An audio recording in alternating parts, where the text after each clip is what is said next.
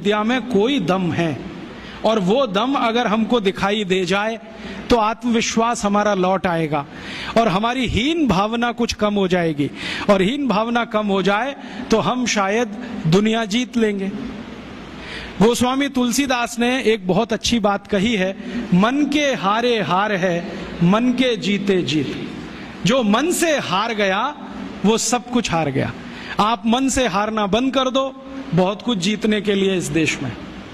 एक ताजा उदाहरण देता हूं, आजकल भारत में एक खराब बीमारी घुस गई है, चिकनगुनिया। लाखों लोग प्रभावित हैं। मैं 6 महीने से गांव-गांव घूम के उसका इलाज कर रहा हूं, और आपको सुनकर ताज्जुब होगा, ज्यादा लोगों को इलाज में मैं एक ही बात बताता हूं, तुलसी का काढ़ा पी लो, नीम की गिलोय होती है ना, उसको भी उसमें डाल लो, थोड़ा सूंठ डाल लो, थोड़ी छोटी पीपर डाल लो, बस ये 4-5 चीजें, और थोड़ा गुड़ डाल लो, क्योंकि ये कड़वा इतना है कि पी नहीं पाओगे। इतने मात्र से 3 खुराक में बीमारी ठीक हो रही है। और जो एलोपैथी से कर रहे हैं ना, बोवेरॉन के 3-3 इंजेक्शन ठोक दो, डाइक्लोफेनेक दे दो, और पैरासीटामोल भी दे दो, जो तुम्हारे पास है सब दे दो। 20-20 दिन से बिस्तर में पड़े तड़प रहे हैं, 20-20 दिन से। अभी आज मैं आया भीलवाड़ा से, और आने का देरी का कारण भी यही है कि वहां 1 लाख लोग चिकनगुनिया से पीड़ित हैं। वहां डॉक्टर आते हैं, राजीव भाई जरा बताओ ना। मैंने कहा अपना इंजेक्शन खुद क्यों नहीं ठोक लेते? कहते हमें मालूम है इसके साइड इफेक्ट क्या है, तो पेशेंट को क्यों नहीं बताते? इतने हरामखोर हो, तुम्हें मालूम है कि इसका साइड इफेक्ट क्या है? वोवेरॉन लगाएंगे तो क्या होने वाला है? मुंह में छाले हो जाएंगे, गले में छाले हो जाएंगे, अल्सर भी हो सकता है, तुम जानते हो, फिर पेशेंट को क्यों नहीं बताते? ये हरामखोरी तुम में कहां से आ गई? अपने को इंजेक्शन ठोकोगे नहीं, उसको ठोकते जाओ, ठोकते जाओ, तुम्हें मालूम नहीं है ठीक नहीं होगा।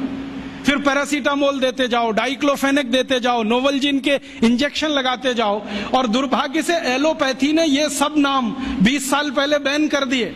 वो कहते हैं डाइक्लोफेनेक खराब है, पैरासीटामोल तो और भी खराब है, नोवलजिन तो 1984 से बैन है यूरोप में और अमेरिका में, वही इंजेक्शन यहां ठोक रहे हैं लगातार लगातार।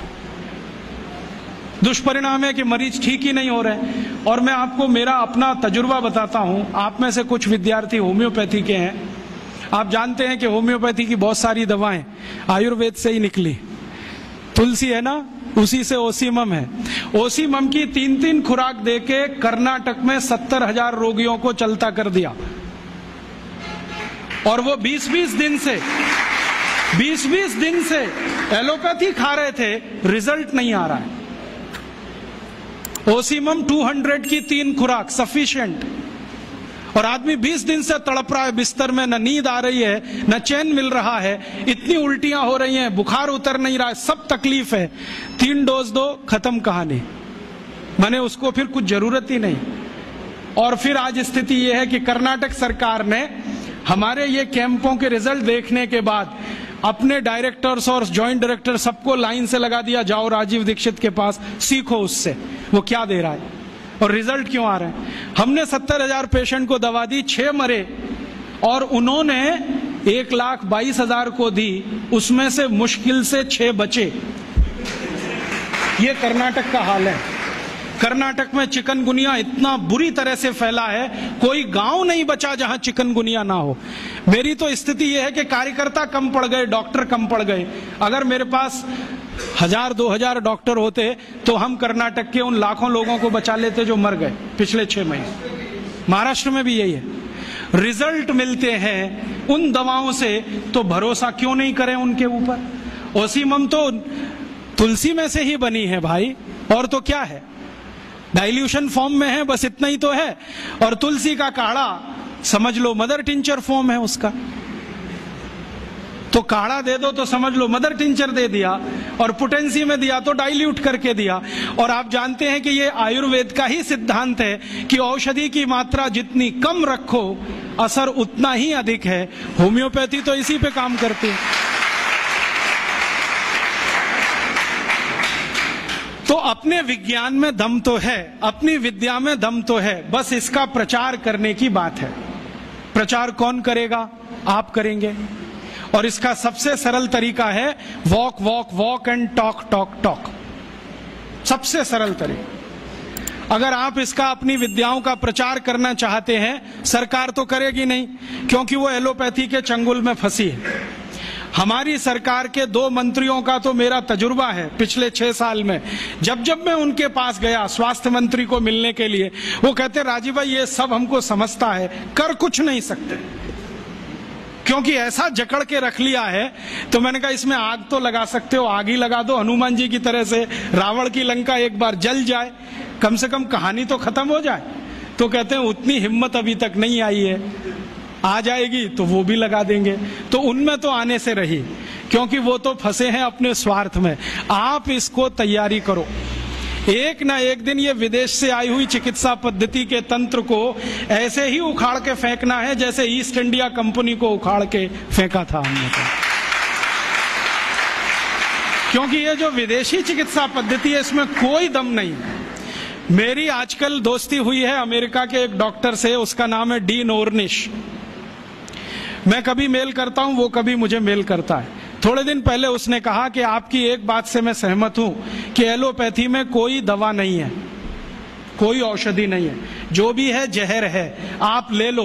फिर आपकी ताकत कितनी है जहर पचाने की, ये इस पे निर्भर करेगा कि आप ठीक होते हैं या मरते। वो कहता हमारे पास कोई औषधि नहीं है, जहर ही जहर है, आप चाहो तो ले लो। तो मैंने कहा आपको ये बताया किसने, क्योंकि ये ज्ञान तो कोई आयुर्वेद का ज्ञाता ही दे सकता है। तो उसने कहा कि ये ज्ञान मुझे स्वामी शिवानंद से मिला। शिवानंद जी का नाम आप जानते हैं? महान तपस्वी, महान योगी, जिन्होंने भारत छोड़ दुनिया भर में आयुर्वेद के प्रचार के लिए काम किया, योग और प्राणायाम के लिए प्रचार का काम किया। उनसे सीखा डीन ऑर्निश ने।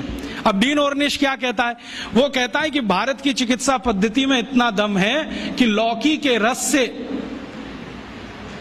हार्ट अटैक या कार्डियक अरेस्ट या ब्लॉकेज को रिवर्स किया जा सकता है, सिर्फ लौकी के रस से। और वो क्या करता है, अमेरिका कनाडा में शिविर लेता है, 500-500 रोगियों को बुलाता है, स्त्री और पुरुष सबको, और एक ही बात बताता है, लौकी का रस पियो। अब लौकी तो होती नहीं वहां, क्योंकि लौकी जो है ना ठंडे देश में हो नहीं सकती, तो लौकी यहां से जाती है। एक बार मैंने उसको ईमेल करके पूछा, भाई आप लौकी कहां से मंगाते हैं? तो उसने कहा भारत से। भारत में कहां से? उसने कहा हैदराबाद के पास कोई गांव है, वहां के कुछ किसानों से मैंने कॉन्ट्रैक्ट साइन किया है, वो रोज लौकी बनाते हैं, माने उगाते हैं। फिर हैदराबाद एयरपोर्ट से सवेरे की पहली फ्लाइट उड़ती है 3:30 बजे, उसमें लौकियां भर के जाती हैं।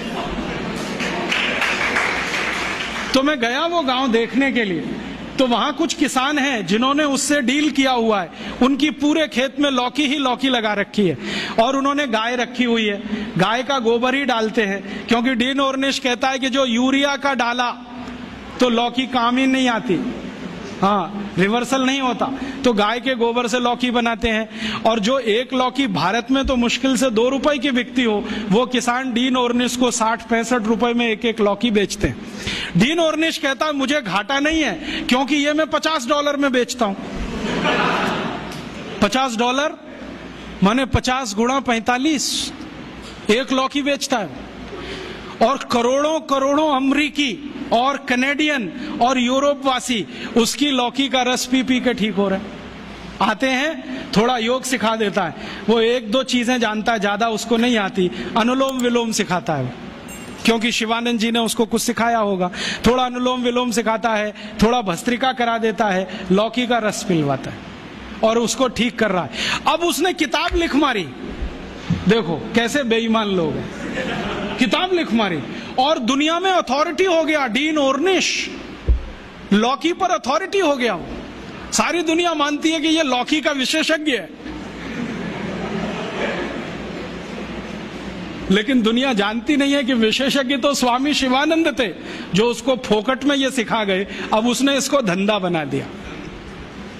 और ये डीन ऑर्निश अकेला नहीं है, यूरोप और अमेरिका में अब बहुत डॉक्टर ऐसे हैं जो ये कहते हैं बैक टू द नेचर, हमारे पास दवा नहीं है, हमारे पास औषधि नहीं है, जो है तो प्रकृति में है, पेड़ पौधों में है, जड़ी बूटियों में है, वो वहां लौट रहे हैं और आने वाला समय उन्हीं का है। जर्मनी की सरकार एक यूनिवर्सिटी बनाने जा रही है $100 अरब के खर्चे से, जो सिर्फ आयुर्वेद पे ही काम करे। अमेरिका की सरकार अरबों डॉलर इन्वेस्ट कर रही है, क्योंकि अमेरिका की सरकार जानती है 20 साल के बाद यही चलने वाला है, तो धड़ाधड़ पेटेंट ले रहे हैं। हल्दी पे ले लो, इस पे ले लो, इस पे ले लो, और हम अभी भी गहरी नींद में सो रहे हैं। अगर दम नहीं होता हल्दी में तो अमेरिकी सरकार ने 33 पेटेंट कैसे ले लिए? दम नहीं होता काली मिर्च में तो वहां 22 पेटेंट हैं काली मिर्च पर। और सबसे लेटेस्ट पेटेंट पता है काली मिर्च का क्या है? कि इसको चूसो तो खांसी ठीक हो जाती है। अमेरिका ने इस पे पेटेंट किया हुआ है कि काली मिर्च को चूसने मात्र से खांसी ठीक हो जाती है। ये तो हमारे देश में लाखों माताएं बहनें रोज करती हैं, सब जानते हैं कि काली मिर्च को चूसो तो खांसी ठीक हो जाती है। उन्होंने पेटेंट करा लिया इस पे, हमें मालूम ही नहीं है। अब तो गोमूत्र पर पेटेंट करा ले रहे हैं वो तो लूट रहे हैं हमारी संपत्ति को। हम सो रहे हैं अभी भी कुंभकर्ण की नींद में। तो मैं आपसे कहने आया, जागो, इस भारतीय चिकित्सा व्यवस्था का प्रचार करो, और इतना प्रचार करो कि ये एलोपैथी बह जाए यहां से, क्योंकि हमें ये चाहिए नहीं और इसकी हमें आवश्यकता भी नहीं है। बहुत लोग कहते हैं जी कुछ तो आवश्यकता है, कहां? सर्जरी में। तो हम सर्जरी अपनी लाएंगे, यूरोप वाली सर्जरी में क्यों जाएंगे? हमारे यहाँ जो सर्जरी होती थी 200 साल पहले, उसको रिवाइव करेंगे, उसके स्कूल खोलेंगे, उसके कॉलेज खोलेंगे। कहीं ना कहीं गांव में कोई ना कोई विशेषज्ञ मिलेगा, उसको गुरु बनाएंगे, उससे सीखेंगे, वो आगे सिखाएगा सबको। तो हम तो अपनी चीजें पे जाएं, उनका भरोसा करें, उनको प्रचारित करें और इनको आगे बढ़ाएं। ये ताकत आप सब में है, बस आप एक बार संकल्प लेके काम करो।